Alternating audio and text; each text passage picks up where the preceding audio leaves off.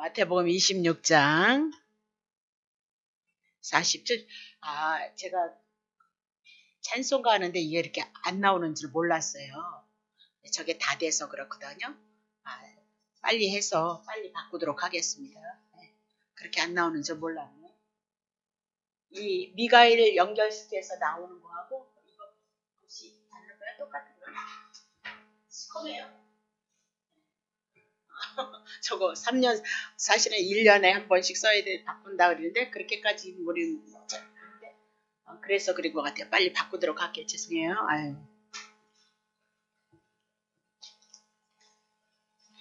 마태복음 26장 47절서부터.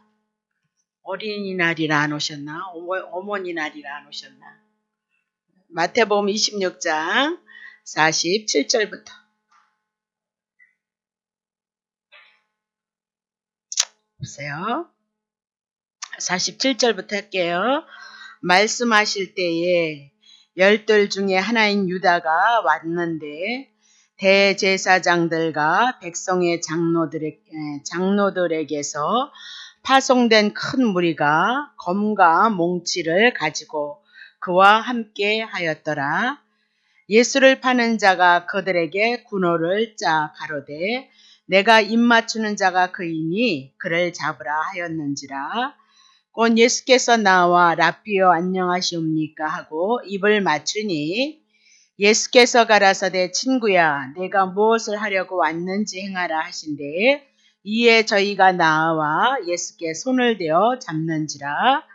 예수와 함께 있던 자 중 하나가 손을 펴 검을 빼어서 대제사장의 종을 쳐 그 귀를 떨어뜨리니 이에 예수께서 이르시되 내 검을 도로 집에 꽂으라. 검을 가지는 자는 다 검으로 망하느니라. 너는 내가 내 아버지께 구하여서 지금 12영 더 되는 천사를 보내시게 할 수 없는 줄 아느냐? 내가 만일 그렇게 하면 이런 일이 있으리란 성경이 어떻게 이루어지려 하시더라. 그때 예수께서 무리에게 말씀하시되 너희가 강도를 잡는 것 같이 검과 몽치를 가지고 나를 잡으러 왔느냐? 내가 날마다 성전에 앉아서 가르쳤으되 너희가 나를 잡지 아니하였도다. 그러나 이렇게 된 것은 다 구약의 선지자들의 글로 이를 이루려 함이니라 하시더라. 이에 제자들이 다 예수를 버리고 도망하니라. 예수를 잡은 자들이 끌고 대제사장 가야바에게로 가니 거기서 서기관과 장로들이 모여 있더니 베드로가 멀찍이 예수를 쫓아 대제사장의 집까지 뜰에까지 가서 그 결국을 보려고 안에 들어가 하석들과 함께 앉았더니 대제사장들과 온 공회가 예수를 죽이려고 그를 칠 거짓 증거를 찾으매 거짓 증인이 많이 왔으나 얻지 못하고 후에 두 사람이 와서 가로되 이 사람의 말이 내가 하나님의 성전을 헐고 사흘에 지을 수 있다 하더라 하니 대제사장이 일어서서 예수께 묻되 아무 대답도 없느냐? 이 사람들이 너를 치는 증거가 어떠하냐 하되 예수께서 잠잠하시거늘 대제사장이 가로되 내가 너로 살아계신 하나님께 맹세하게 하노니 내가 하나님의 아들 그리스도인지 우리에게 말하라. 예수께서 가라사대 내가 말하였느니라. 그러나 내가 너희에게 이르노니 이후에 십자가를 지고 난 이후에 인자는 권능의 우편에 앉은 것과 하늘의 구름을 타고 오는 것을 너희가 보리라 하시니라. 이에 대제사장이 자기 옷을 찢으며 가로되 내가 참남한 말을 하였도다. 하나님을 모독하였다는 거죠. 어찌 더 증인을 요구하겠느냐. 보라 너희가 지금 이 사람의 말을 들었도다. 생각이 어떠하냐? 대답하되 가로되 저는 사형에 해당하니라 하고 이에 예수의 얼굴에 침을 뱉고 주먹으로 치고 혹은 손바닥으로 때리면서 가로되 그리스도여 우리에게 선지자 노릇을 하라. 너를 친 자가 누구냐 하더라. 아멘. 예수님께서 지난주에 십자가를 앞두고 겟세마네 동산에서 제자들과 함께 보내시면서 기름을 짜듯이 사력을 다해서 기도를 함으로 예수님에게 온 그 시험을 예수님께서 이제 싸우셨다. 그렇게 얘기를 했죠. 기도를 몇 번 했냐면 44절에 또 저희를 두시고 나아가 세 번째 동일한 말씀으로 기도를 하셨다. 하면서 세 번째를 최선을 다해서 하나님의 은혜를 구했다. 그렇게 얘기를 하죠. 그리고 나서 그 기도, 세 번째 기도한 후에 45절에 이에 제자들에게 오세 이르되 이제는 자고 쉬라 그랬습니다. 이제 하나님 앞에 간구하고 기도함으로써 십자가에서 당신이 죽으셔서 이제 세상 죄를 다 담당하시고 이제 부활하셔서 우리를 구원하실 것이라는 그 사역을 감당할 것이라는 그 은혜가 믿음이 예수님에게 왔어요. 그래서 이제는 내가 너네들을 위해서 죽고 너네들을 살릴 것이다. 그러니 이제는 너네들이 아직까지는 예수가 죄 문제 해결하지 않았기 때문에 안식이 없었고 평안이 없었다. 그 얘기죠. 마귀들에게 밥이 되어서 고난을 당하고 죽이고 멸망당하는 일을 했다. 그렇게 얘기입니다. 이제 그러나 예수님이 십자가에서 죽으시고 부활하셔서 이제 우리에게 성령으로 오시는 하나님의 나라가 임할 것이니까 이는 너네들은 이제 자라. 그 얘기는 이렇게 잠자라. 그 얘기 아니라 안식을 얻어라. 평안을 얻어라. 왜? 예수님이 우리의 허물과 죄악을 담당하시고 우리가 예수 그리스도로 말미암아 하나님의 자녀가 되니까 하나님이 우리의 아버지가 되니까 우리가 안식과 평안을 얻을 수 있을 것이도다. 그렇게 얘기를 하고 있는 거죠. 그래서 보라 때가 가까웠으니 인자가 죄인의 손에 팔리우리로다. 그러니까 상대는 죄인인데 의로우신 예수 그리스도를 위해서 십자가에 올려놓는 사건이 세상이 행했다. 그렇게 얘기를 해나가고 있는 거죠. 자, 그러면 보라 나를 파는 자가 가까이 왔도다. 자, 요한복음 16장 32절 봅시다. 보라 너희가 다 각각 제 곳으로 흩어지고 예수님이 십자가에서 이제 죽으시는 그 사건이 되어지면 다 흩어질 것이다. 나를 혼자 둘 때가 오나니 다 버리고 근데 벌써 왔다. 그 얘기죠. 이제 예수님이 곧 십자가에서 죽으러 가실 것이다. 그러나 내가 혼자 있는 것이 아니라는 거예요. 아버지께서 나와 함께 계실 것이다. 그 얘기죠. 그러면 죽을 때도 함께 하실 것이고 죽음으로 끝나면 죄인으로 죽지만 함께 하신다는 얘기가 뭐예요? 부활하실 것이다. 그 얘기. 부활하실 것이다. 그러니까 하나님께서 예수님과 함께 하심으로 말미암아 혼자 있는 것이 아니라 죽는 것도 하나님이 함께 하시고 그리고 뭐예요? 부활하실 것. 여기서 함께 계시는 아버지께서 함께 계신다. 그 얘기는 다시 부활할 것이다. 그렇게 얘기를 하죠. 그러면 죽는 것도 우리를 위해서 죽으시며 부활한 것도 우리를 위해서 부활하니까 예수의 부활은 우리의 부활이니까 우리는 승리자가 되어진다. 그 얘기를 해나가고 있는 거죠. 33절. 이것을 너에게 이렇게 가르치는 것은 너희로 내 안에서 평안을 누리게 하려 합니다. 예수님이 십자가에서 죽으시고 부활하심으로 결국은 이제 그 부활을 통해서 우리에게 하나님의 나라가 임하고 하나님 앞에 원수 되어졌던 여러분과 내가 하나님의 자녀가 되어질 것이다. 그러니 이제는 십자가의 죽음과 부활은 우리에게 평안을 누리기 위함이다. 세상에서는 너희가 지금 환난을 당하고 있지만 내가 세상을 이겼다. 예수의 죽으심이 우리의 죽으심이요 예수의 부활하심이 우리의 부활하심. 그래서 우리에게 안식과 평안을 갖다 줌으로 말미암아 우리가 세상을 이긴 자이도다. 성경이 그렇게 기록을 하고 있다. 그 얘기를 하고 있는 거죠. 그러면 시험을 이기신 예수님이 그를 믿고 따르는 자들 우리들을 위해서 우리에게 구원의 확신을 주신다. 그렇게 얘기를 하죠. 구원의 확신이 없다면 우리가 어떻게 안식과 평안을 넘어가겠느냐 누리겠느냐 그렇게 얘기를 하고 있는 거죠. 그래서 예수님이 함께 가서 일어나자 함께 가자 보라 나를 파는 자가 왔다. 그렇게 얘기를 해나가면서 그 구원이 이제는 너에게 온전히 이루어질 때가 가까웠다. 그렇게 얘기를 하는 거죠. 자, 그러면 이제 47절 오늘 본문서부터 해나가는 겁니다. 한 절씩. 특별한 건 없으니까요. 자, 말씀하실 때에 그렇게 얘기죠. 예수님께서 이 46절을 말씀하실 때 12 중에 하나인 유다가 다시 돌아왔어요. 다시 돌아왔는데 대제사장과 백성들의 장로들에게서 파송된 큰 무리와 같이 온 거죠. 지금 대제사장에게 그리고 백성의 장로들에게 파송된 큰 무리가 있었다. 그 얘기죠. 예수님을 잡으러 온 무리와 함께 뭐 가지고 왔어요? 검과 몽치를 가지고 그와 함께 하였다라고 그렇게 얘기를 하고 있어요. 그러면 가룟 유다가 이제 다시 돌아와서 그 유다는 칼과 몽치를 가지고 있는 무리들과 함께 왔다. 그 얘기입니다. 그러면 누가 보냈대요? 대제사장들과 백성들의 장로들이 보냈다. 그 얘기입니다. 그러면 대제사장과 백성의 장로들이라면 하나님의 사내들인 공예노로서 오늘날 목사들 목사에서 또 목사 말고 이렇게 뭐 장로교 총회면 총회 그 목사님을 대표로 해서 또 모이거든요. 그 모이는 그런 무리와 같은 그 기간이란 말입니다. 유대교를 틀을 이루고 있고 종교의 틀을 이루고 있는 그 대제사장과 백성의 장로들이 지금 누구를 보냈대요? 큰 무리를 보냈는데 뭘 가지고 왔어요? 검과 몽치를 가지고 왔다. 그 얘기를 하고 있는 거죠. 그럼 대제사장들과 장로들이 보냄을 받아서 그들이 칼과 몽치를 갈고 들어왔다. 그 얘기는 지금 대제사장 장로들이 신분이 맞지 않는 짓을 하고 있다. 그 얘기죠.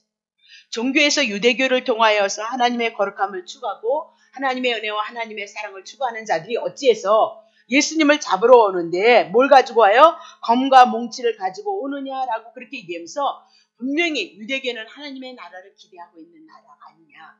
세상의 나라에 속한 자들이 아니고 땅의 모든 민족 가운데서도 특별히 구별해서 선택한 이스라엘 백성들이다. 그렇게 얘기를 하고 있는 거죠.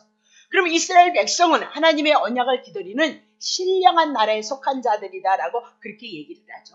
그래서 그들이 죄를 지으면 하나님의 성전에 갔다가 양 잡고 소 잡고 염소 잡아서 용서를 받고 평안을 누리는 하나님의 나라를 구약 성경에서부터 가르쳤는데 어찌 오늘 하나님의 나라로 온 예수 그리스도를 몰라본다 해도 그들이 예수님이 죄가 없다는 것은 분명히 알 텐데 뭘 가지고 와요? 검과 몽치를 가지고 왔느냐 그렇게 얘기를 하고 있는 거죠.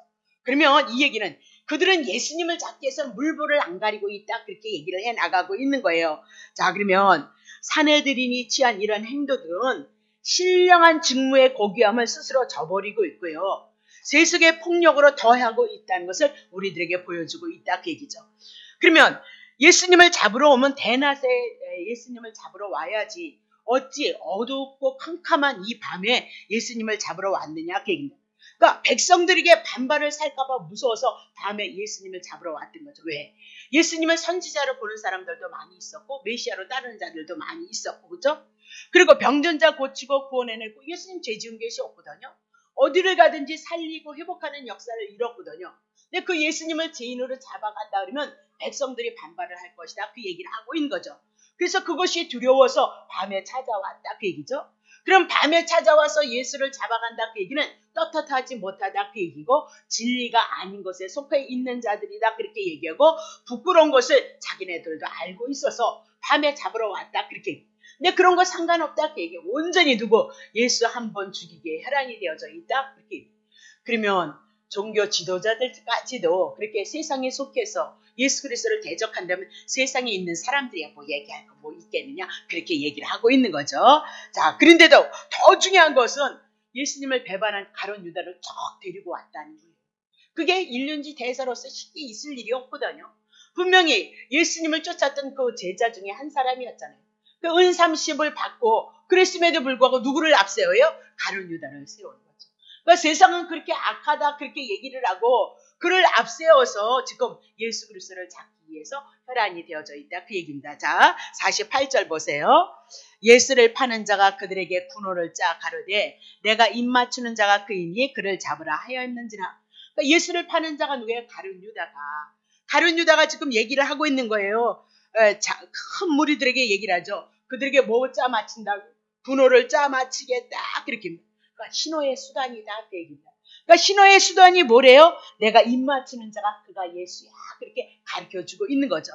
그러면 입 맞추다 그 얘기는 그때 구약의 고대 시대에 그들이 어떤 생활 습관이었다. 그 얘기입니다. 어떤 사람은 가슴으로 안기도 하고 어떤 사람은 볼에다 뽀뽀를 하기도 하고 어떤 사람은 악수를 하기도 하고 악수를 내서 입을 맞추기도 하고 그 시대의 문화가 그랬다 그 얘기입니다. 그래서 지금 가룟 유다가 뭐예요? 신호수단으로 내가 입 맞추겠다. 그러면 그가 누군지 아냐? 예수다. 그를 꼭 잡아라. 그렇게 얘기를 하고 있는 거죠. 그를 잡으라 하였는지라 그렇게 얘기를 했어요. 그래서 특별히 입을 맞춘다 그 얘기는 존경한다, 사랑한다 그 표시예요. 예수님을 향해서 입을 맞추는 것은 그렇게 예수님에게는 존경합니다, 사랑합니다 그렇게 하고 속에는 뭐예요? 예수님을 팔기 위해서 가룟 유다가 왔다. 그러니까 배후에 누가 역사를 하고 있어요? 마귀가 역사하고 있다라고 그렇게 얘기를 하고 있죠. 자, 50절 보세요. 예수께서 가라사대 친구야 내가 무엇을 하려고 왔는지 행하라. 묻지 않았어요. 네. 안녕하십니까 하고 입을 맞추니까 예수님은 하나님이시니까 다 아는 거잖아요. 그러니까 그래 잘 있다 그런 얘기도 할 것도 없이 내가 하러 온 그 목적을 네가 행하도록 하라 그렇게 얘기를 하고 있는 거죠. 그러면 무엇을 행하러 왔겠어요? 예수님 팔아 넘겨서 십자가에다 넘겨서 죄인으로 죽이는 일을 위해서 왔다 그 얘기를 하고 있는 거죠. 이에 저희가 나와서 예수께 손을 대는지라 입을 맞췄고 예수님이 말하는 거예요. 내가 무엇을 하러 왔는지 행하라 그렇게 얘기니까 지금 무리들이 저분이 예수님이구나. 저분이 뭐다? 우리가 붙잡아가야 될 사람이구나. 그렇게 얘기를 하고 있는 거죠. 근데 하반절에 뭐냐면 예수께 손을 대어서 잡고 있다 그렇게 얘기를 하죠. 그럼 예수님은 하나님인데 이적과 기적을 죽은 자도 살렸는데 능력이 없느냐? 아니요. 예수님이 이 땅에 우리를 위해서 영원한 제물이 되셔서 우리를 구원하시기 위해서 반드시 십자가에서 우리의 죄를 위해서 죽어야 되는 거죠. 그래서 예수님이 어떻게 손을 내주는 거죠. 내가 당연히 하나님의 뜻을 위해서 손발 묶여서 십자가로 간다 그 얘기입니다. 갈보리로 가겠다, 골고라를 가겠다. 그래서 세상 죄를 위해서 짊어지고 당신의 택한 백성들을 구원하겠다. 그렇게 얘기를 해나가고 있다. 그 얘기죠. 51절 보세요. 예수와 함께 있던 자 중 하나가 그쵸? 제자들 중에 손을 펴서 검을 빼어 대제사장의 종, 그러니까 대제사장이 누구야? 하나님의 종이다. 그 얘기는 처음에 집사 때 대제사장이 종을 쳤다 그러냐. 아니 이런 종을 쳤다는가. 그거 모르니까 얼마나 어렵냐고요. 그렇죠? 그러니까 알고 싶어도 그때는 주석을 사볼 줄 몰랐단 말입니다. 집사 때. 그래서 승질나서 아주 혼났다거든요. 이게 해석이 안 되면 우리가 그렇단 말입니다. 근데 대제사장의 종 그 얘기는 대제사장이 하나님의 종이다 그 얘기입니다. 그래서 그 종을 쳐서 어떻게 해요? 왜 길을 떨어뜨렸다 그렇게 얘기합니다. 근데 요한복음 18장 10절에 보면 그가 누구냐면 베드로였다라고 그렇게 얘기를 하고 있어요. 그러니까 그때 당시만 해도 의욕에 충만했던 거예요. 네, 그렇죠? 네, 예수님을 잡아가니까 종을 칼을 가지고 길을 떨어뜨렸다라고 그렇게 얘기하고 그가 베드로였다라고 그렇게 얘기를 하고 있거든요. 자, 2절 보세요. 이에 예수께서 이르시되 내 검을 도로 집에 꽂으라. 검을 가지지 자는 다 검으로 망하느니라. 지금 누가 가져왔어요? 무리들이, 대제사장 장로들이 그 무리를 파송을 시켰고 무리들에게 뭐 보냈죠? 검과 뭉치를 가지고 왔다. 그러면 지금 검을 가진 자는 검으로 망한다. 그 얘기는 지금 예수님이 누구에게 하는 거예요? 베드로에게 하는 것이 아니에요. 지금 검을 가져온 많은 무리가 뭉치를 가져온 그들은 검을 인하여서 그 죄를 인하여서 뭐예요? 검으로 인해서 망할 것이다. 온 사람들을 향해서 말씀하고 있는 것이다. 그 얘기를 하고 있는 거죠. 그러면 예수님은 지금 베드로에게도 얘기를 하고 있는 거죠.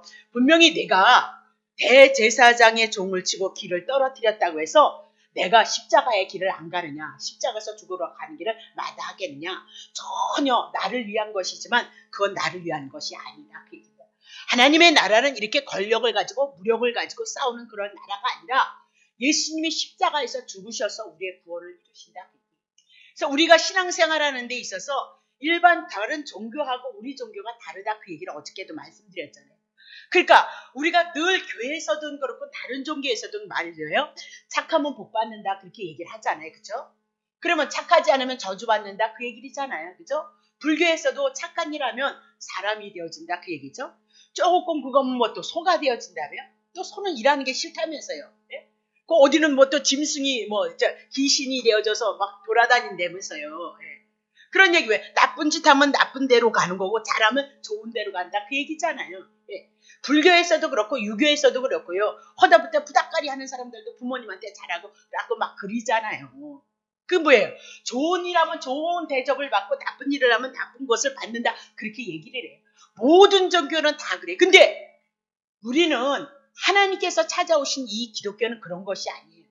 좋은 일에서 좋고 나쁜 일에서 나쁜 것이 아니고 하나님께서 나쁜 우리를 위해서 십자가에서 죽으셔서 우리에게 거저주신 은혜로부터 시작할 것이다. 그 얘기를 하고 있어요. 다른 종교는 자기의 행위를 가지고 얘기하지만 그러나 기독교는 예수 그리스도를 통하여서 하나님의 은혜가 출발점이다. 그 얘기죠. 그러니까 일반 종교하고 우리가 기독교라고 믿는 예수를 믿는 이 생명의 종교는 하늘과 땅이다. 그 얘기를 하고 있는 거죠. 어디 가나 보세요. 종교에 그거 없는데 착하면 좋을 것이나 나쁠 것이다. 우리가 살아가는 삶은 이미 예수 그리스도를 통해서 하나님의 구원을 얻은 거예요. 그 구원 거저주시는 그 사랑으로 출발을 해요. 알면 알수록 어떻게 해요? 주님을 사랑하고요. 부모님도 사랑하고요. 이웃도 사랑하게끔 되어져 있는 거예요. 은혜 떨어지면 그것이 안 나올 뿐이죠. 그래서 하나님의 은혜를, 여러분 구약 성경을 이제 우리가 공부해 나가겠지만 구약 성경을 통해서 이스라엘 백성들이 제사 열심히 드렸어요. 근데 다 망했거든요. 그 왜 망했느냐? 한 가지예요. 그 은혜 붙잡고 있느냐, 붙잡고 있지 않느냐. 하나님이 이스라엘 백성 출애굽을 시켜서 그 노예 생활 430년 노예 생활을 향해서 양 잡아서 죽여서 출애굽 시켰잖아요. 그러면 그 홍해 바다를 건넜던 그 놀라운 사건들이 있잖아요. 광야에서 하나님의 이적과 기적이 있었잖아요. 근데 그 은혜를 붙잡고 있느냐, 있지 않았냐, 있지만 잃어버렸냐, 있지 않았느냐, 그 문제예요. 언제 어디서든지 여러분과 내가 하나님의 은혜를 입어가는 것은, 하나님이 여러분을 훈련시키는 것은 그리스도의 은혜와 그리스도의 사랑을 잊어버렸냐, 잊어버리지 않았느냐 문제라니까요. 정말 잊어버렸기 때문에 내 마음대로 살고 육신의 소욕으로 사느냐, 아니면 잊어버리지 않았기 때문에 내가 성령의 소욕에 의해서 내가 그 은혜를 붙잡고 그 사랑을 붙잡고 고난 가운데도 그분을 사랑하면서 섬기냐, 그 문제라니까요. 여러분의 삶이 다 그거예요. 여러분과 나의 삶이요. 갔다 종교 생활하는 거 그런 거 말고 내 안에 그 구원을 향해서 잊지 않냐고 언제든지 이 구원을 붙잡고 이 은혜를 붙잡고 내가 그 사랑을 안에서 감사함으로 내 삶을 고백하느냐 안 하느냐, 그 문제라니까요. 근데 그 은혜와 그 사랑이, 예수 그리스도를 통한 은혜와 사랑을 우리가 알기 위해서는요, 이 모든 말씀이 우리 안에 들어와줘야 해요. 이 말씀을 알고 이 말씀을 통로로 삼아서 하나님의 은혜와 사랑이 예수 그리스도를 통해서 나타나게끔 되어져 있어요. 그러니까 성경이 아니고선 성경이 아니고도 선악간에 대한 것은 다른 종교도 다 갖고 있다니까요. 그러니까 전혀 기독교는 다르다, 그렇게 보셔야 되는 거예요. 다시 보겠습니다. 자, 어디 보나? 58절 보세요. 58절. 아닌데. 예, 자, 53절. 53절. 53절. 이렇게 보세요. 너는 베드로야, 내가, 예수님이 내 아버지께 구할 수 기도해서 지금 12영을 더 되는 천사를 보내시게 할 수 없는 줄 아느냐.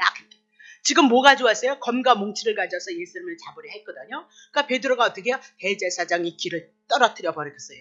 그래서 다시 이것을 붙여줬다, 그렇게 얘기하면서, 야, 내가 능력이 없어서 저들에게 당하는 것이 아니야. 내가 하나님 앞에 기도할 수 있지 않냐? 내가 12영, 그래서 한 영, 그렇게 얘기했을 때 영을 가지고 천사의 세계를 얘기를 하고 하나님의 신부론권의 세계를 얘기를 해나가고 하나님의 군대를 향해서 말씀하고 있는데요. 어디는 한 영을 6,000명의 군사로 얘기를 해. 그만한 힘을 갖고 있다, 그렇게 얘기를 하고 있거든요. 근데 여기서 12영이면 도대체 어떻게 되어지는 거냐? 그러면 수많은 하늘의 군대를 하나님 앞에 기도하면 하나님께서 보내주실 것이라는 거예요. 그러면 이 무리들을 향해서 쓸어내버리는 거, 그리고 당신이 십자가에서 죽지 않는 거, 그거 얼마든지 할 수 있다, 그렇게 얘기를 하고 있어요. 힘이 부족해서 힘이 부족해서 이들에게 잡혀가는 것이 아니다, 그렇게 얘기를 하죠. 인류의 죄악의 문제를 해결하시기 위해서는 당신이 십자가에서 먼저 죽으셔야만 여러분과 나를 구원하시기 위해서, 영원전서부터 하나님의 그 뜻을 향해서 창세기서부터 계시했기 때문에 그 뜻을 이루시기 위해서 지금 걸어가고 있다, 그렇게 얘기를 하고 있는 거예요. 54절. 내가 만일 그렇게 하면 이런 일이 있으리라 한 성경이 어떻게 이루어지리요? 그러면 봐요. 내가 만일 그렇게 하면 12영이나 되는 천사를 통해서 그 무리를 다 쓸어내버린다 하자. 그리고 내가 십자가에서 죽는 일을 아니한다면 성경이 하신 말씀이 뭐냐? 예수 보내서 예수를 통해서 죄의 문제 해결하시고 구원하시겠다는 그 성경의 말씀을 어떻게 이루겠느냐? 난 힘이 없고 능력 없는 거 아니야. 성경의 말씀, 창세기서부터 하나님의 언약하신 그 말씀을 이루시기 위해서 나는 지금 저들에게 묶여서 십자가의 길에 가고 있다, 그렇게 얘기했죠. 그럼 정말 성경이 어떻게 얘기했느냐? 누가복음 24장. 또 이르시되 내가 너희와 함께 있을 때에 너희에게 말한 바 모세의 율법과 선지자의 글과 시편에 가리켜서 나를 가리켜 기록한 모든 것이 이루어져야 하리라 한 말이 이것이니라. 그러니까 율법과 선지자의 글과 시편이 뭐예요? 구약 성경이다, 그렇게 얘기해요. 구약 성경이 다 예수님을 증거했는데 5절 보세요. 이에 저희의 마음을 열어 성경을 깨닫게 하시고. 그러니까 하나님이 우리의 마음을 열어주시지 않으면 성경의 말씀이 우리 안에 안 들어와요. 그러니까 여러분이 이곳에 오셔서 이 딱딱한 말씀일지라도 정말 성경의 말씀이 이해가 되진다. 놀라운 거죠. 하나님의 은혜가 있지 않으면 그냥 복 받으라 그러면 그때야 지금 복 받으라고 한다니까 그러려는가 보다 해서 좋아하지만 2, 3일도 안 간다니까요. 여러분의 육을, 여러분의 구미를 채워줬을 뿐이지 30년 돼도 안 오더만. 네?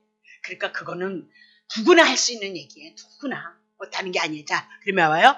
또 이르시되 이같이 그리스도가 고난을 받고 제3일에 죽은 자 가운데서 살아날 것. 고난받고요. 십자가에서 죽으시고 그리고 3일 만에 살아날 것을 향해서 구약 성경이 말씀했다는 거잖아요. 7절 또 그 이름으로 제사함을 얻게 하는 해가가 예루살렘 유대로부터 시작하여서 모든 족속에게 전파될 것이 기록되어졌다.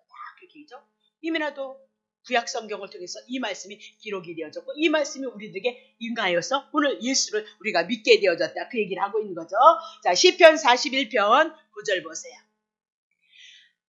시편 41편 나의 신뢰하는 바 내 떡을 먹던 나의 가까운 친구가 나를 대적하여 그 발꿈치를 들었나이다. 그러면 내 떡을 먹던 자 가룟 유다가 예수님의 친구였는데 그가 예수님을 대적하였다. 그 얘기죠. 예수님을 배반했다. 그거 다 예언이 되어진 대로 이루어지고 있어요. 그러면 예수님은 아니 하나님이신데 가룟 유다가 배반하는 거 몰랐을까요? 그러면 그냥 하나님이 아니신 거죠. 알고 있었는데 그가 나를 팔아서 어떻게 해요? 원수의 손에 묶여서 하나님의 뜻을 위해서 십자가에 가기를 위해서 그대로 되어지고 있다. 그렇게 얘기를 하고 있는 거죠. 사도행전 17장 2절 바울이 자기의 규례대로 저희에게 들어가서 새 안식 21일 동안 그렇죠? 안식일 날 성경을 가져가서 강론을 한 거죠. 강론이 뭐예요? 성경을 펴서 가르쳤다. 풀어서 가르쳤다. 그 얘기죠. 오늘날 제가 하는 사역이다. 그 얘기입니다. 자, 그럼 3절 보세요. 뜻을 풀어 구약 성경을 푸니까 그리스도가 해를 받고 십자가에서 죽고 죽은 자 가운데서 다시 살아날 것을 증명하고 이르되 내가 너희에게 전한 예수가 곧 그리스도이니라. 구약 성경을 통해서 십자가에서 죽으신 분이 예수다. 그리스도이다. 그것을 증거했다. 그렇게 얘기죠. 그러면 신구약의 모든 성경을 통해서 누구요? 예수님 보내신다 말씀하시고 예수님 오셔서 십자가에서 죽으시고 살아나실 것을 말씀했기 때문에 어디에든지 그 말씀으로 성경, 신구약 성경이 우리들에게 말씀하고 있다. 그렇게 얘기를 하고 있는 거죠. 그래서 다시 보겠어요. 마태복음 26장 54절 내가 만일 그렇게 하면 이런 일이 있으리라는 성경이 어떻게 이루어지려? 성경이 지금 그대로 이루어지고 있어요. 능력이 없어서 붙잡히는 것이 아니라 십자가의 그 복음을 이루고 아버지 뜻을 이루고 성경의 뜻을 이루기 위해서 지금 그대로 되어져 가고 있다. 그렇게 얘기를 하고 있는 거죠. 자, 55절 보세요. 그때에 예수께서 무리에게 말씀하시되 너희가 강도를 잡는 것 같이 검과 뭉치를 가지고 나를 잡으러 왔느냐? 내가 날마다 성전에 앉아 가르쳤으되 너희가 나를 잡지 아니하였도다. 그죠? 그럼 지금 예수님을 뭐로 몰아가고요? 강도로 몰아가고 있다. 그러면 내가 강도였다면 맨날 날마다 성전에서 유대인 회당에 들어가서 뭘 가르쳤대요? 하나님의 말씀을 가르쳤다는 거예요. 그럼 내가 하나님의 말씀을 율법에 의해서 율법을 가지고 하나님의 말씀을 가르쳤으면 대낮에 와서 내가 죄가 있다면 나를 붙잡아갔어야지. 말씀 가르칠 때가 얼마나 많이 있어서 그렇게 많은 시간을 말씀을 가지고 있을 때 잠자고 있다가 이 밤에 와서 왜 나를 잡아가려고 하느냐. 나는 죄가 없다는 것을 너네들이 얘기하고 죄 없는 나를 붙잡아가고 있다는 것을 지금 너네들이 이 밤에 나를 붙잡아가고 있다는 것을 너네들이 알지 못하냐? 내가 죄인이 아니고 너네들이 죄인이라는 것을 너네들은 깨달아야 된다. 그렇게 얘기를 하고 있는 것이 뭐예요? 55절의 말씀이다. 그 얘기죠. 자, 56절 보세요. 그러나 이렇게 된 것은 다 선지자들의 글을 이루려 함이라 하시더라. 이에 제자들이 다 예수를 버리고 도망갔도다. 그러면 이런 모든 일례의 사건들이 구약의 이사야 선지자를 통해서 이미 예언했고 700년 전에 오기 전에 예언했던 그 말씀이 지금 예수님에게 다 이루어지므로 예수가 구약의 언약하신 예수 그리스도이다. 그렇게 얘기를 하고 있는 거잖아요. 그렇죠? 우리나라에도 예수만 30 몇 명이 된다며. 그럼 다른 나라에 가면 예수가 얼마나 많이 있겠어요. 네? 그런 것들을 다 귀신에게 붙잡혀서 하는 짓이란 말입니다. 그런 게 제정신이 아니면 그럴 수가 없단 말입니다. 네. 그래서 이 말씀의 세계가 우리 속에서 채워지지 않으면 정말 곤란한 일이 많이 있단 말이에요. 그러니까 난 그런 거 생각해요. 저도 굉장히 이렇게 열정이 있고 감성적인 사람이거든요. 그래서 은사 굉장히 좋아했었어요. 예.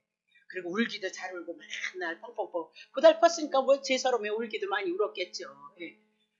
근데 그 세계로는 여러분 하나님의 나라가 하나님에 대한 믿음이 채워지질 않아요. 잠깐인 거예요. 네. 그것을 가지고 우리들에게 하나님의 믿음이 우리들에게 와진다면 그것 성경에다 다 풀어놨어야 되는 거잖아요. 안 그렇다니까요. 뭔 얘기 하려고 그러다 잊어버렸어요. 다시 보겠어요. 그러면 선지자의 글이 뭐더냐? 다시 한번 봐요. 이사야 53장 4절. 봐요. 그는 실로 우리의 질고를 지고 우리의 슬픔을 당하였거늘 우리는 생각하기를 그는 징벌을 받아서 하나님에게 맞으며 교난을 당한다 할 것이다. 하나님이 보낸 메시아는 어떻게 해요? 우리의 질고를 위해서 우리의 슬픔을 위해서 그가 질고를 당할 것이다. 그렇게 얘기를 해요.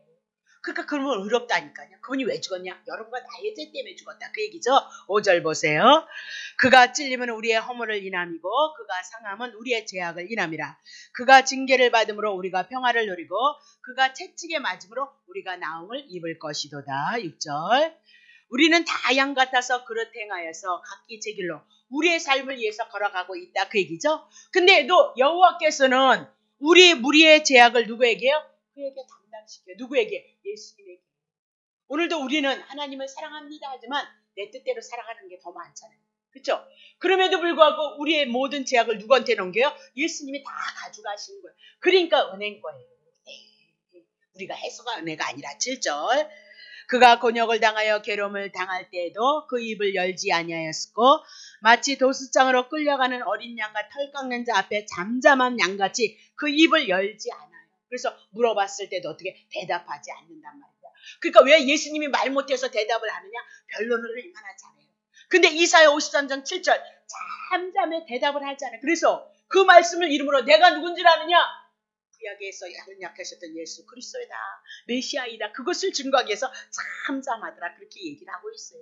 그 표적이 드러나지 않으면 그분은 예수가 아니다. 그렇게 얘기를 하고 있단 말이죠. 18절 8절 그가 곤욕과 신문을 당하고 끌려갔으나 그 세대 중에 누가 생각하기를 그가 산자의 땅에서 끊어져면 마땅히 형벌을 받아 내 백성의 허물을 인함이라 하였으리요. 그렇게 하죠. 9절 그는 강포를 행치 아니하였고 그 입에 괴사가 없었으나 그 무덤이 악인과 함께 되었고 그 묘실이 부자와 함께 되었도다. 10절 여호와께서 그로 상함을 받게 하시기를 원하사 질고를 당케 하셨은즉 그 영혼을 속건제물로 드리기에 이르면 그가 그 시를 보게 되며 그날은 길 것이고 또 그의 손으로 여호와의 뜻을 성취할 것이다. 11절 가라사대 그가 자기의 영혼에 수고한 것을 보고 만족히 여길 것이라. 나의 의로운 종이 자기의 지식으로 많은 사람을 의롭게 하며 또 그들의 죄악을 진히 담당하리라. 12절 이러므로 내가 그로 존귀한 자와 함께 분깃을 얹게 하며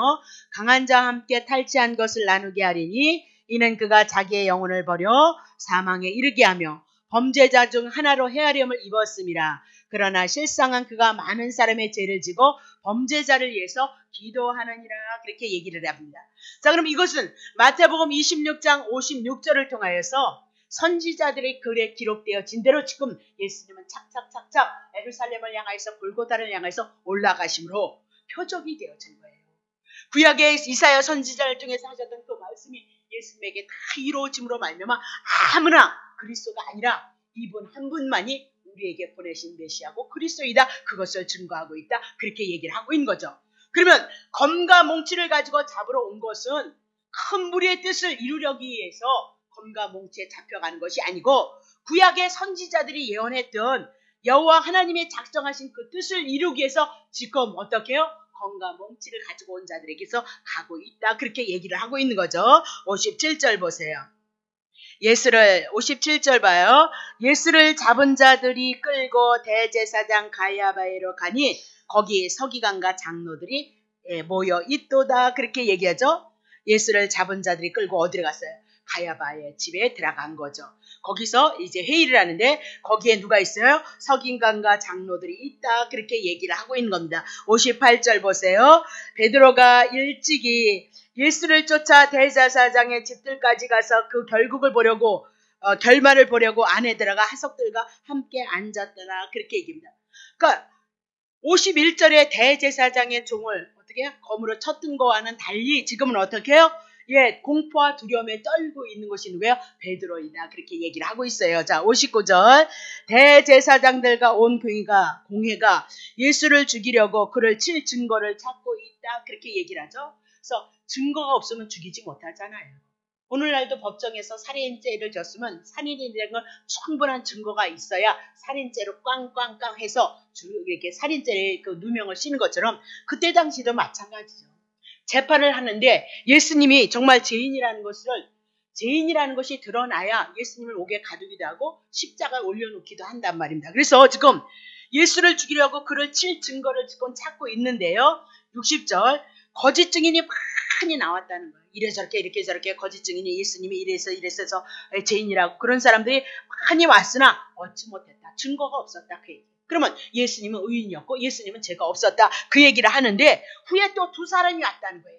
두 사람이 와서 뭐 했냐면 61절 가로되 이 사람의 말이 내가 하나님의 성전을 헐고 사흘에 지을 수 있다 하더라 하니 그러니까 하다 찾다 죄가 없으니까 뭔지 찾아요? 예수님이 요한복음 2장 19절서부터 했던 말씀 성전을 향하여서 어떻게 헐고 사흘에 짓는다 그것을 가지고 죄를 하는 거예요. 그러니까 거짓말했다 그 얘기를 하고 있는 거죠. 그러니까 더 이상 어떤 죄를 찾을 수 없으니까 이 말씀을 가지고 지금 말씀하고 있다 그 얘기인데 그럼 한번 찾아봐요. 요한복음 2장 19절 예수께서 대답하여 가라사대 너희가 이 성전을 헐라 내가 사흘 동안에 일으키리라. 유대인들이 가로되 이 성전은 헤롯이 짓게 해서 46년을 지었다는 거예요. 근데 어째서 이 성전을 허물고 3일에 46년 동안 지었던 것을 어떻게 헐고 3일에 다시 성전을 일으키겠느냐 이 얘기를 하고 있는 거예요. 그러니까 거짓말 아니냐 그렇게 얘기를 하고 있죠. 1절 그러나 예수는 성전된 자기의 육체 예수가 뭐로 왔어요? 예수님의 육체가 뭐예요? 하나님의 성전으로 왔다 그 얘기죠. 자 2절 죽은 자 가운데 살아나신 후에야 제자들이 이 말씀을 하신 것을 기억하고 성경과 및 예수의 하신 말씀 예수님의 제자들도 몰랐다는 거잖아요. 그래서 죽으시고 부활하시고 나서 성령의 오심으로 말미암아 46년 되었던 그 성전을 무너뜨린 것이 아니고 당신이 성전으로 오셔서 당신이 무너지고 3일 만에 부활하셔서 우리를 살릴 것을 말씀했다는 것을 깨달았다 그 얘기죠. 그럼 보세요. 우리가 하나님의 이 모든 신구약의 모든 말씀은 하나님의 말씀이죠. 하나님의 나라에 대한 말씀이죠. 영에 대한 말씀이다 그 얘기입니다. 이 영에 대한 말씀을 가지고 다 육으로 풀고 문자로 풀면 어찌하겠느냐 그 얘기. 그래서 우리가 망했다 그 얘기. 우리가 하나님의 말씀, 하나님의 나라, 하나님의 은혜, 하나님의 사랑에 대해서 우리들에게 보여주시기 위해서 이스라엘 나라를 선택하시고 이스라엘 문화와 역사와 환경과 사람을 택하셔서 하나님의 나라를 그림자로 모형으로 비밀로 계시하셨다 그 얘기입니다. 그래서 구약에는 가려져 있는 거고 실제로 예수가 밝히 드러남으로 구약 성경이 누구 증거예요? 예수 그리스도 증거하고 있다 그렇게 얘기를 하고 있는 거죠. 그럼 보세요. 요한복음 2장 19절을 통해서 당신이 아니면 구약에 성막 있었죠. 성막 졌죠. 성막 졌잖아요. 성전 징계 그게 성막이거든요. 성막에 가서 늘 이스라엘 백성들이 뭐예요? 성전이 가운데 있고 동서남북으로 이스라엘의 12지파가 분리되어져 있거든요. 세 지파씩. 그러면 성전이 가운데 있으니까 이들이 다 누구를 바라봐요? 성전 바라보는 거예요. 이스라엘 백성들이 다 누구 바라봐요? 예수 그리스도 바라봐야 돼. 여러분과 내가. 그러면 성전이 왜 가운데 있었냐? 예수님을 바라보는 거예요. 하나님의 율법을 통해서 죄를 지면 홀로 용서받기 위해서요. 짐승자마다 용서를 받았던 것이 성전 성막이었죠. 그러면 성전으로 예수가 왔으니까 예수님은 사역이 뭐 해야 돼요? 죄 용서하시는 사역으로 왔다 그 얘기예요. 그래서 예수를 믿음으로 말미암아 우리가 뭐예요? 죄 용서받은 자들이다 그렇게 얘기를 하고 있잖아요. 그렇죠? 그러니까 영적으로 우리들에게 얘기하고 있는 것은 예수님 자신이 하나님의 성전이다. 예수님 자신이 뭐예요? 하나님 앞에 나가는 하나님의 나라가 이 말씀이 길이에요. 내가 길이요 진리요 생명이다. 나로 말미암아 아버지께로 갈 자가 없다 그 얘기예요. 십자가에서 죽으심으로 우리가 아버지께 가는 길, 생명을 얻는 길, 진리가 되어지는 변치 않는 은혜가 되어지는 그 길이다 그렇게 얘기를 하고 있거든요. 근데 그 영적으로 하신 말씀을 다 문자로 푸니까 유대인도 알아보지 못했고 예수님의 제자들도 알아보지 못했어요. 오늘도 하나님의 말씀을 여러분이 육으로 푸실래요? 문자로 푸실래요? 그래서 망한다니까요. 다시 보세요. 그러면 예수님에 대해서 조금만 더 해나가요. 요한복음 1장 45절 빌립이 나다나엘을 찾아서 모세 이르되 모세가 율법에 기록했지 않느냐 여러 선지자가 기록한 그 일을 우리가 만났더니 요셉의 아들 나사렛 예수다. 모세가 율법, 구약성경, 창세기, 출애굽기, 이르기, 민수기 그죠? 그것이 누구예요? 예수다. 근데 그 예수가 왔다. 그렇게 와서 전도를 하고 있는 거예요. 나다나엘이 가로되 나사렛의 천한 곳에서 무슨 선한 것이 날 수 있겠냐? 빌립이 가로되 와보라 하니 선한 것 여러 많이 드렸죠. 창세기 4장 7절로 넘어가. 선한 것이 도대체 뭐냐? 내가 선을 행하면 어찌 낯을 들지 못하겠느냐? 선을 행치 아니하면 죄가 문에 엎드리나? 죄의 소원은 내게 있으나 너는 죄를 다스리지냐 하면서 선을 행하면 그랬습니다. 그러니까 선이 무엇으로 갈라져요? 아벨은 선을 행한 거고요. 가인은요 악을 행한 거예요. 제사 하나로 무엇이 갈라져요? 선과 악이 갈라져요. 아벨이 무엇을요? 제사 하나 드렸어요. 양 잡아서 제 하나님 앞에 제사를 드렸는데 그게 선한 일이에요. 양 잡아서 제사를 드린 것이 왜 선한 일이에요? 아벨이 죄인이기 때문에 이 죄를 위해서 오실 예수 그리스도가 제물이 되셔서 죽는다는 거 그거 하나님의 뜻과 의도를 알므로 아벨은 선한 자가 되어졌어요. 선한 일을 한 자가 되어졌어요. 가인이 5만 가지 농사를 지어서 그것을 가지고 하나님 앞에 제사를 드렸거든요. 아니 육신을 가지고 율법을 가지고 내가 무엇을 해서 하나님 앞에 드려짐으로 말미암아 내가 구원 얻는 거 아니다 그 얘기예요. 예수님의 십자가의 사건이 아니면 하나님 앞에 선한 것이 되어질 일이 없어요. 얼마나 많이 얘기했어요. 보세요. 여기도 가인이 왜 악한 자예요? 예수 그리스도를 통해서 자기가 죄인인 줄 알고 짐승 잡아서 하나님 앞에 용서받는 것을 가지고 하나님 앞에 제사를 드려서 하나님 앞에 나가야 되는데 자기의 행위를 가지고 나갔잖아요. 그래서 악한 자가 되어졌다니까요. 요한복음 5장 29절 얼마나 덜해요. 선한 일을 행한 자는 생명의 부활로 악한 일을 행한 자는 뭐다요? 심판의 부활로 나온다 그 얘기예요. 악한 일과 선한 일이 생명의 부활과 그리고 심판에 대한 부활이 뭘로 떨어져요? 예수 그리스도로 떨어지잖아요. 우리는 이 모든 말씀을 어떻게 풀어요? 신구약의 모든 말씀이 하나로 묶어져야 돼요. 영의 말씀으로 여러분들에게 와줘야만 이 성경이 어디를 가든지 여러분이 의문점이 생기지 않아요. 의문점. 언제는 복음이었다가 언제는 율법이었다가 언제는 복이었다가 언제는 그렇게 하면 또 저주를 받는 데는 어쨌든 그러니까 성도들만 골른다 그 얘기를 하고 있는 거죠. 자 그러면 다시 보세요. 선이 무엇인가 했더니 자 선한 것이 무엇인가 했더니 요한복음 1장 자 47절 볼게요. 예수께서 나다나엘에게 자기에게 오는 것을 보시고 그를 가리켜 가라사대 보라 이는 참 이스라엘 사람이라 그 속에 간사한 것이 없도다. 나다나엘에게 찾아오는데 나다나엘을 향하여서 47절 맞죠? 자 예수께서 47절 쳐보세요. 예수께서 나다나엘에게 와요. 나다나엘에게 오는 것을 보시고 그를 가리켜서 나다나엘이 자기에게 오는 것을 보고 예수님이 이는 참 이스라엘 사람인데요. 그 속에 간사한 것이 없다는 거예요. 그럼 간사한 것이 뭐예요? 하나님의 언약을 오늘도 붙잡고 있는 자가 간사하지 않은 자예요. 이스라엘 백성들에게 뭘 줬어요? 율법을 통해서 죄인이고 죄인을 통해서 예수 그리스도 창세기 3장 15절을 준다고 그랬잖아요. 늘 그것을 바라보고 있는 자가 믿음이 있는 자라니까요. 여러분이 늘 언제든지 그리스도 붙잡지 않으면 믿음과는 상관이 없는 거다 그 얘기를 하고 있잖아요. 그죠? 8절 보세요. 나다나엘이 가로되 어떻게 나를 아십니까? 예수께서 대답하여 가라사대 빌립이 너를 부르기 전에 내가 무화과 나무 아래 있는 것을 보았도다. 무화과 나무예요. 무화과 나무는 뭐예요? 이스라엘의 상징이에요. 이스라엘은 또 무엇을 상징해요? 율법의 그늘 아래 앉아있는 자들을 상징하고 있다. 그렇게 얘기해요. 그러니까 자기가 죄인인 줄 알고 언제든지 하나님이 언약하셨던 창세기 3장 15절 예수 그리스도가 언제 오실 것인가 그것을 기다린 자가 뭐예요? 감사하지 않는 자 이렇게 우리의 마음이 수시로 바뀌는 거 그건 너나 나나 할 것이 다 있어요. 그게 간사한 것이 아니라 하나님의 언약을 붙잡고 언약을 바라보는 자가 어떻게 해요? 간사하지 않는 거. 하나님의 언약 안에서 하나님의 그 구원을 바라보는 자는 어떻게 해요? 참 이스라엘이나 그렇게 얘기하잖아요. 9절 보세요. 자, 나다나엘이 대답하여 가로되 라비여 당신은 정말 하나님의 내 마음을 어떻게 아십니까? 내가 율법의 그늘 아래 앉아서 언제 메시아가 올 것을 기다리고 사모하고 무화과 나무 아래 앉아서 기다린 것을 어떻게 아시냐는 거예요. 하나님이니까 아시죠. 예?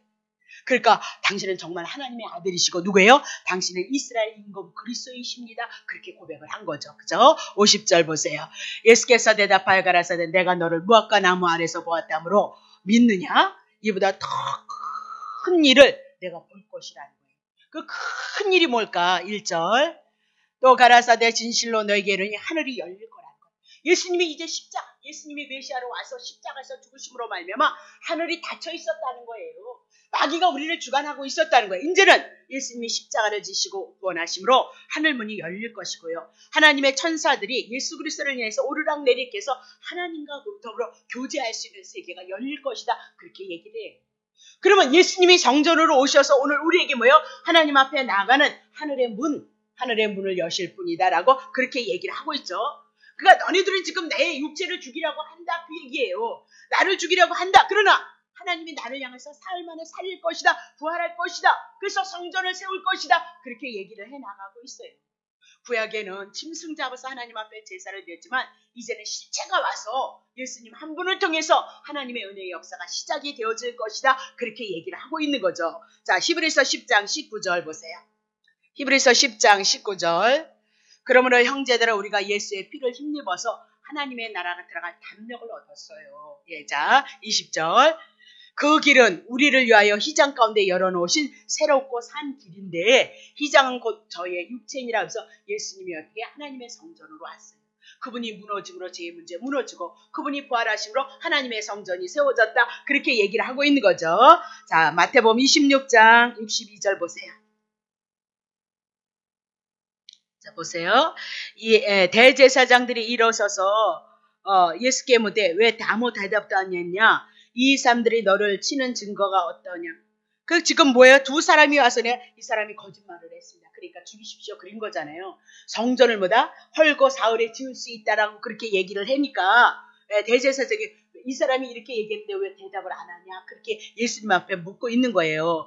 너를 치기 위해서 증거를 댔는데 너 예수님을 왜 아무 말도 안 하고 있느냐? 그렇게 얘기를 하고 있는 거죠. 63절 보세요. 예수께서 잠잠하고는 대답하지 않으셔요. 그랬더니 대제사장이 가로되 내가 너로 살아계신 하나님께 맹세하게 할 텐데 내가 하나님의 아들 그리스도인지 우리에게 말하라. 그렇게 얘기해요. 그러면 하나님께 맹세하게 하는데 내가 정말 하나님의 아들이냐? 그리스도인지 말하라. 그 얘기예요. 그러면 지금 이들은 하나님의 아들 예수 그리스도를 그리스도로 인정하지 않고 있잖아요. 만약에 예수님이 그래 내가 그리스도야 그렇게 얘기하면 뭐예요? 하나님의 이름을 모독하는 자로 신성 모독자로 해서 옥에다 집어넣기 위해서 지금 이렇게 이렇게 해서 죄인으로 취급하기 위해서 묻고 있다 그 얘기를 하고 있는 거예요. 자 다시 보겠어요. 자 그러면 64절 보세요. 자 예수께서 가라사대 내가 말하였느니라 그러나 내가 너에게 이르노니 이후에 인자의 권능 우편에 앉은 것과 하늘의 구름을 타고 오는 것을 너희가 보게 되어질 것이다. 자 봐요.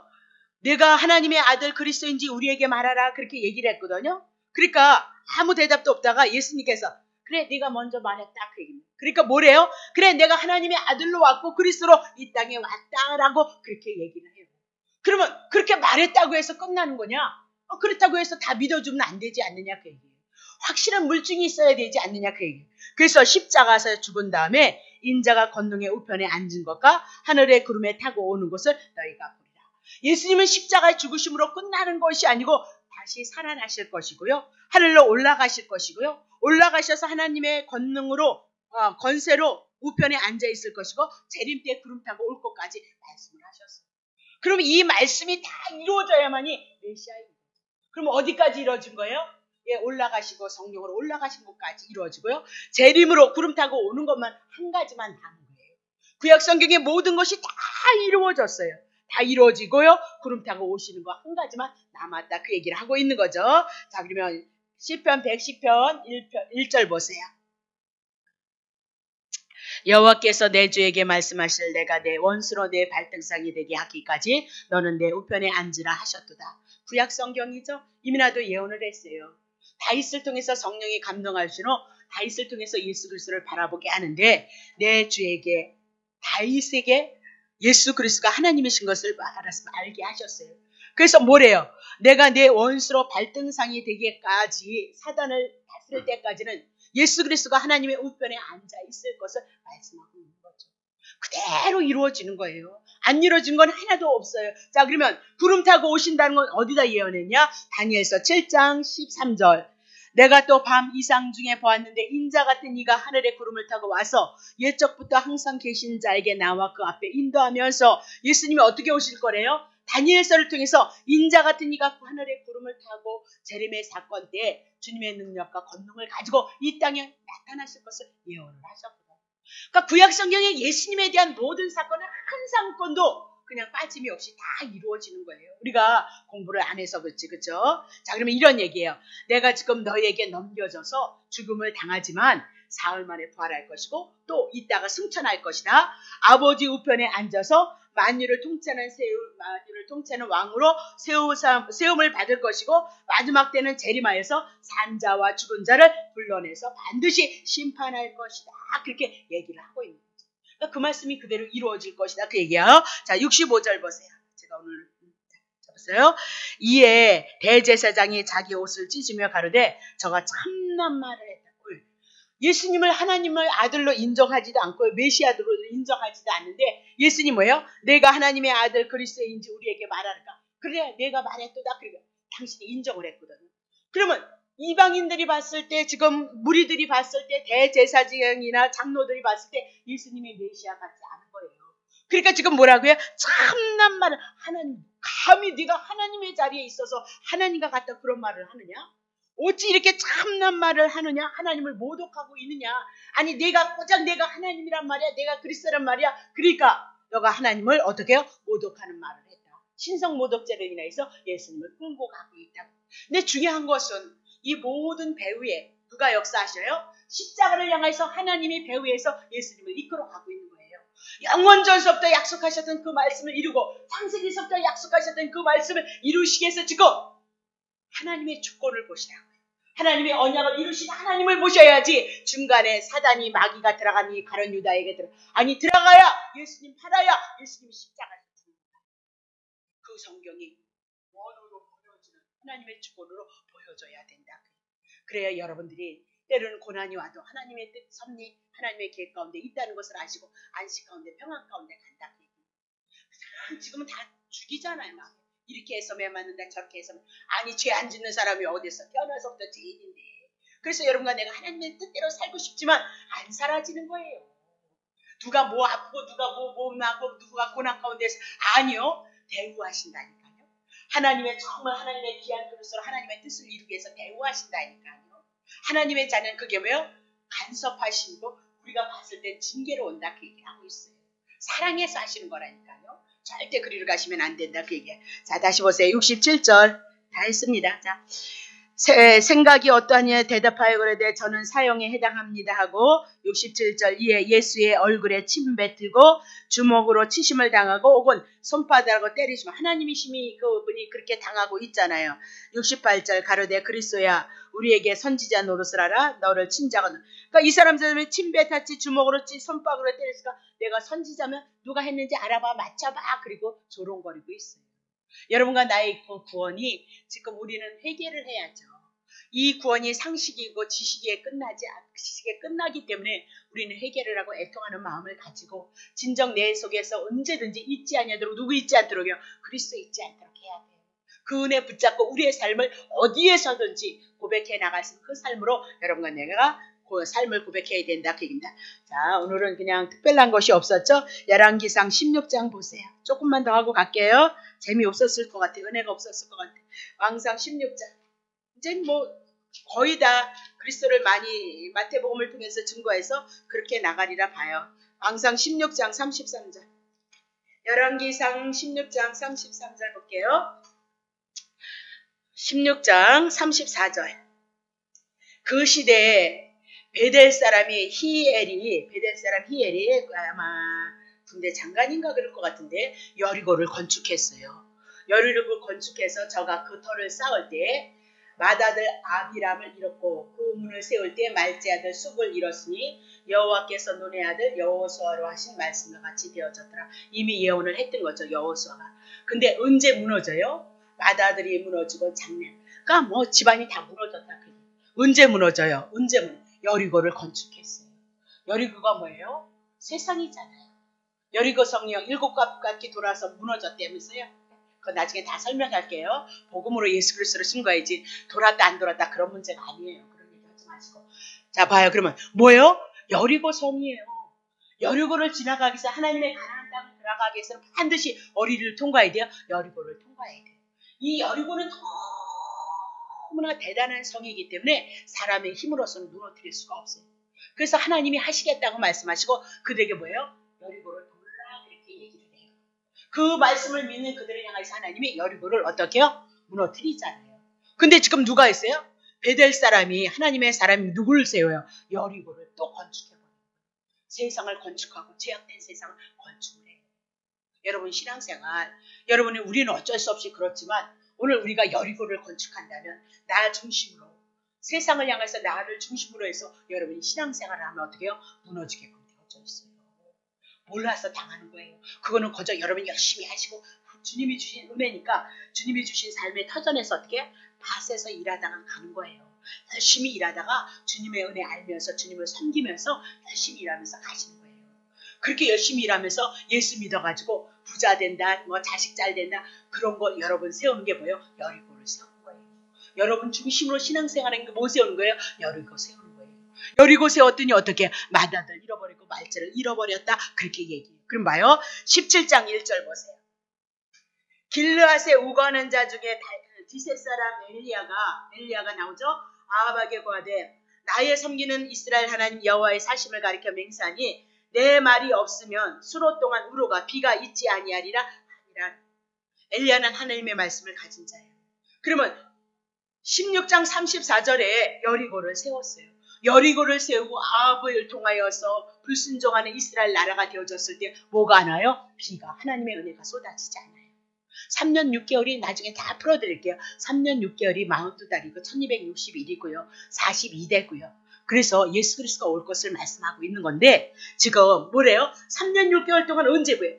그러니까 이 얘기는 하나도 안 하는 거야. 여리고를 세워서 하나님이 아합의 시대를 통해서 여리고를 건축함으로 무너지는데 무너지는 결과가 뭐예요? 아들들이 다 죽어요. 아들이 무너지는데 그날에 또 무엇이 있어요? 비가 오지 않아요. 하나님의 은혜가 끊겨버렸어요. 아니 비 오기 위해서 우리는 기도만 하라고 야단이네. 아니요. 비가 왜 안 하는 줄 아세요? 여리고 세상을 세웠기 때문에 자기를 세웠기 때문에 그래요. 그래서 그것이 가족 안에는 자식들이 멸망으로 오고 나라에는 무엇으로 와요? 비가 내리지 않았더라. 그렇게 얘기를 하죠. 근데 보세요. 2절 보세요. 여호와의 말씀이 엘리야에게 임하는 거예요. 엘리야는 하나님의 선지자잖아요. 선지자에게 하나님의 말씀이 임하는데 너는 여기를 떠나라는 거예요. 비가 내려오지 않으니까 너 죽는다 그 얘기죠. 그래서 동으로 떠나서 요단 앞 그린 시냇가에 숨어서 그 시냇물을 마시라. 하나님의 말씀이 있는 엘리야는 다른 데로 가서 말씀이 있는 엘리야는 살려서 다른 데로 가서 뭐 마시래요? 시냇물 마시래요. 하나님의 은혜 마시래요. 비가 오지 않아서 먹을 수 없다는 거예요. 그러니까 시냇물을 마실 수 있는 생수를 주실 수 있는 곳을 향해서 말씀하셔요. 누구에게? 하나님의 말씀이 있는 엘리야에게. 오늘도 밑도 끝도 없이 말씀의 뜻도 없이 의도도 없이 하나님의 의도와 내용도 없이 우리가 열심히 신앙생활하면 맞은 거예요. 이스라엘 백성이 제사 안 지냈네. 큰일 나요. 그대는 나이 다 쫓겨난다니까요. 제사 안 드리면요. 이스라엘 백성이랑 치지 않기 때문에 쫓겨난다는 것은 이스라엘 나라에서 살지 못해. 경제 문화가 경제생활이 다 단절돼야 된다는 걸 여러분 기억하셔야 된다니까요. 봐요. 그 까마귀들을 명하여 거기서 누구를 매요? 엘리야를 먹게 해요. 까마귀는 왜? 부정한 새들이에요. 이방인을 통해서 먹게 한다니까. 하나님의 말씀이 있는 자는 언제든지 하나님은요. 피할 길을 내시는 거예요. 그리고 아니 그 동네에서 굶어 죽을 거 다른 동네 가서 먹고 마시라는 거예요. 이방인을 향해서도 먹게 하시는 양식이 있었다 그렇게 얘기를 하고 있잖아요. 그렇죠? 저가 5절 저가 여호와 말씀과 같이 하였어. 엘리야는 하나님의 음성을 듣는 자니까 말씀을 믿었다 그 얘기죠. 곧 가서 요단아 그리 시냇가에 머물매 까마귀들이 아침에 떡과 고기를 저녁에 떡과 고기를 가져왔고 저가 시내를 마셨더라. 물 마셨다 그렇게 얘기하죠. 땅에 비가 내리지 아니하면 얼마나 그 시내가 말로 딱 그렇게. 제가 하고 싶은 얘기는 뭐예요? 오늘 하나님의 말씀이 있는 엘리야는 다 비가 오지 않아서 먹어 그 중에도 말씀이 있는 자는 하나님께서 어떻게 해요? 마실 수 있는 곳으로 인도를 하시고 양식을 먹을 수 있는 곳으로 인도한다. 우리가 가장 중요한 건 나도 뭐 교회 잘 되어지기 위해서는 여러분 축복받기 위해서 헌신하고 봉사하라 그 얘기하고 싶다니까요. 아니요. 하나님의 말씀이 없으면 내 영혼의 심령의 갈급함이 있으면 여러분 어떻게 해요? 이 심령의 그리스도의 은혜 그리스도에 대한 그 말씀이 여러분에게 있었을 때 여러분을 어떻게 해요? 시냇가로 그리고 떡과 고기를 여러분에게 주신 은혜가 있는 걸 믿으시기를 예수님 축복합니다. 네, 그거 하나 붙잡고 가시면 좋겠어요. 오늘 말씀은 예수님이 그러니까 그 한 말씀 붙잡고 내게 가장 중요한 것보다 말씀이라는 거 꼭 기억하셔야 돼요. 그러니까 말씀의 세계가 들어오시면 그 말씀을 통해서 그렇게 인도해가요. 때로는 우리가 어려울 때 힘들 때 낭망하고 좌절하고 원망하고 불평할 때는 그것이 보여지지 않을지라도 그래도 그가 하나님의 백성이면 반드시 붙드시고 간섭하셔서 하나님의 말씀의 세계 예수 그리스도의 세계로 여러분과 나를 끌어오신다는 것을 여러분이 믿으시기 바랍니다. 기도하겠습니다. 하나님 아버지 고맙고 감사합니다. 오늘도 이렇게 하나님을 사랑할 수 있는 귀한 은혜를 주셔서 이렇게 하나님 앞에 예배할 수 있게 하셨고요. 우리가 더더욱 하나님을 알아갈 수 있는 시간이 되게 하셨습니다. 예수 그리스도께서 우리의 구원을 향하여서 이뤄가셨던 그 길을 우리가 한번 살펴볼 수 있는 시간을 갖습니다. 그러나 우리의 영혼은 무뎌있고 우리의 영혼은 감각이 없어서 언제든지 우리의 육체를 위해서는 열심히 살아갈 수 있으나 우리의 영혼을 위해서는 언제든지 더디고 하나님은 나태하고 무감각하나이다. 우리들의 어리석음을 주님 회개할 수 있는 귀한 심령이 되게 하시고 정말로 내 안에서 그리스도로 충만함을 이뤄갈 수 있는 귀한 은혜 가운데 거할 수 있는 귀한 축복이 있도록 성령님 만지시고 간섭하여 주셔서 우리들의 주어진 생에 하나님의 선하심을 이뤄가고 꿈꿔가며 하나님 앞에 영광을 돌려드리는 귀한 삶을 이뤄갈 수 있도록 주님 축복해 주옵소서. 이제 우리가 기도하는 시간에도 다시 한번 우리의 마음속에 우리의 심령 속에 그리스도의 귀하신 은혜를 묵상해 나감으로써 하나님의 선한 일들을 향하여 간구하고 기도함으로 하나님 앞에 영광 돌려드릴 수 있도록 주님 축복해 주옵소서. 예수 그리스도의 이름으로 기도하옵나이다.